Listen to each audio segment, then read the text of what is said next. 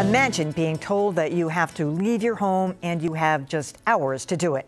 That's what happened last month when a failing bridge prompted the city to close the homeless shelter on Long Island. Now the city is struggling with 700 people who have no place to go. WGBH News reporter Ann Mostu has more. Still angry over their sudden evacuation from a Long Island homeless shelter last month, former residents took their frustrations out on city officials last night. You do not care enough to be working for the people. You're caring. Thank you. Cleve Ray was one of the 700 residents of the Long Island shelter and says he was only given 3 hours to move out. It's kind of like tumbling down a long hill. I didn't know where it was going to land. I didn't know what was going to happen next. The city opened an emergency shelter in the South End Fitness Center, but Ray says conditions there are rough. And the cots are so close together that if you stand next to your cot, your knees are touching the cot next to you. The sudden influx of homeless has also overwhelmed the city's other nonprofits. We're not used to running shelter. In fact, actually now we're running a 45-bed shelter for women in the atrium of the McGinnis House. Barry Bach of Boston Healthcare for the Homeless in the South End says he's had to move staff out in order to accommodate the influx. But worse, they've lost track of people they ordinarily care for. A lot of people have been lost to care, and I think that's actually been our biggest concern, is that a number of people have really been lost to services. James Shearer, who founded Spare Change, a newspaper written and published by the homeless community, says the city should have called a public meeting much earlier. What took them so long? This thing has been going on for a month now, over a month.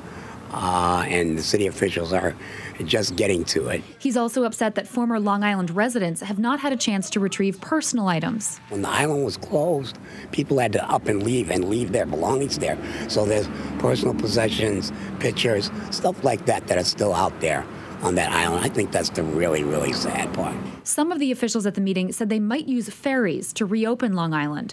But Boston City Councilor Ayanna Pressley says there's a larger issue. This isn't about just protecting one celebrated ideal shelter. It begs a larger question. We need more housing. We need more affordable housing. And we need more treatment beds. City officials say they're building another temporary shelter to open sometime this winter. Meanwhile, former shelter residents say their only option is to live on the streets. I feel like an animal. I feel like a real animal. It's like I'm scratching from here to here, then I'm living from pillar to post. Ann Mostu, WGBH News. Should the city have been better prepared to deal with the closure of Long Island? I'm joined now by Felix Arroyo, who is Boston's Chief of Health and Human Services, and Jonathan Scott, who is the Director of Victory Programs, one of the largest nonprofit service organizations in the city. I have to say, personally speaking, I was shocked that this is the way the city handled this, that they closed that thing so suddenly that they had no plan. I mean, how could that be? You were a former city councilor. How can it be? Yeah, so what happened on October 8th was the state told us around 2 in the afternoon that that bridge, under new guidelines, was no longer traversable and that we had to evacuate the island by 9 p.m. that night, same day.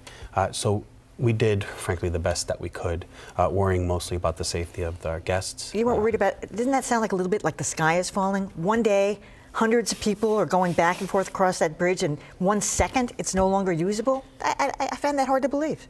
We have known for many years now that it was in a rough shape, and we've been, as a city over the last 20 years, have been sort of patchworking it as we went along.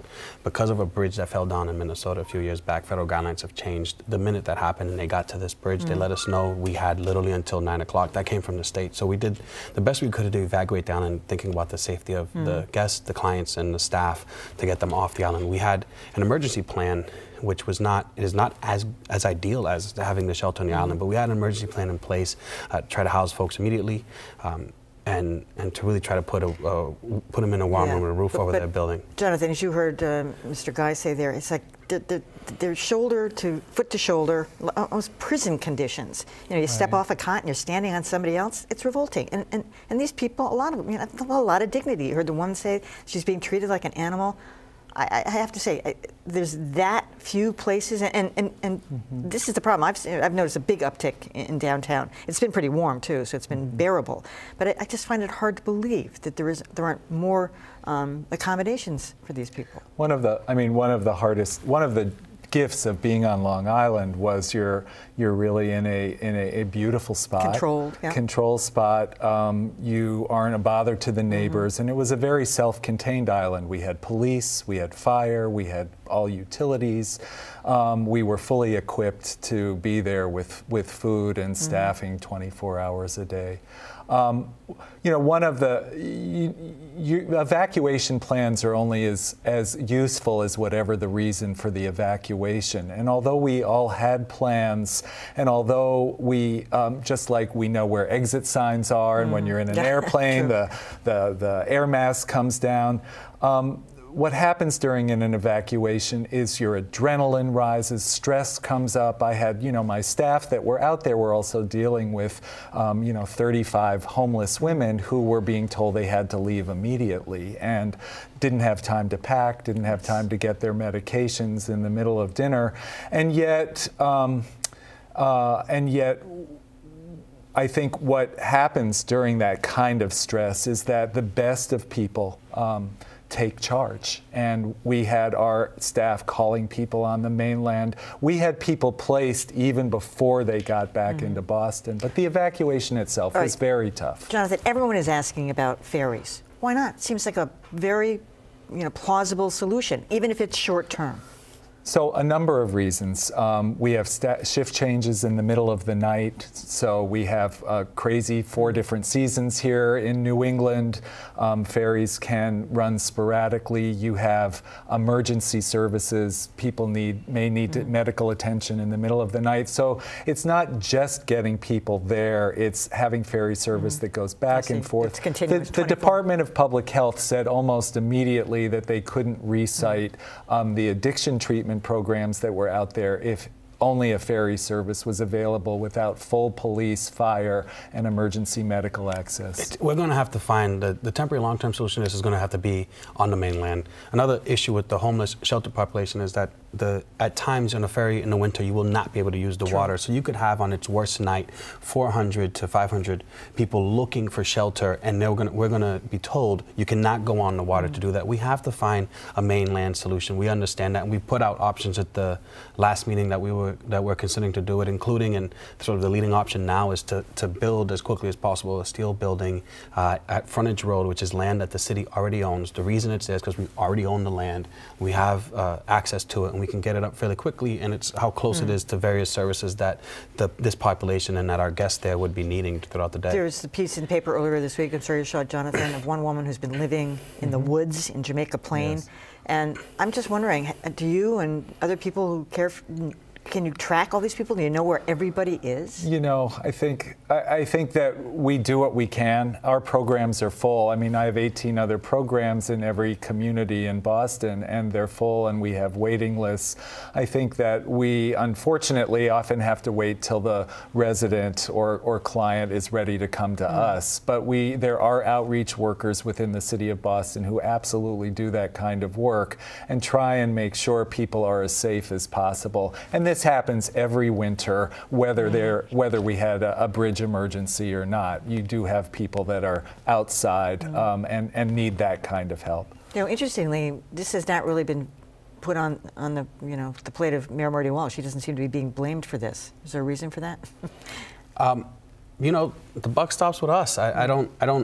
I'm not that interested in figuring out where the blame lands right now. The executive of the city and our mayor is Mayor Marty Walsh. He himself is in recovery. He understands the importance of recovery programs. He speaks to it every day. This is an unfortunate situation, and in fact often heartbreaking. As we sat at the meeting yesterday, we heard those stories. We've taken this very serious, and we're working as hard and as quickly as possible to find real temporary long-term solution until we can in fact use that island again. And that's where we're at. Sounds like maybe never. And I would say that, that there can be many fingers pointed at shoulda, woulda, coulda many years ago, but this is what we inherited, and it's ours to fix. And I think I want to say, this is the city that a year and a half ago handled the crisis of the Boston Marathon. Everybody responded, philanthropic and business communities, Boston Strong, first responders, elected officials. This is the city that kept hundreds of thousands of people safe at home. So this is my city, and I know this is the city that can fix this problem. All right. Jonathan Scott, Felix Arroyo. Thanks so much for coming. Thank you.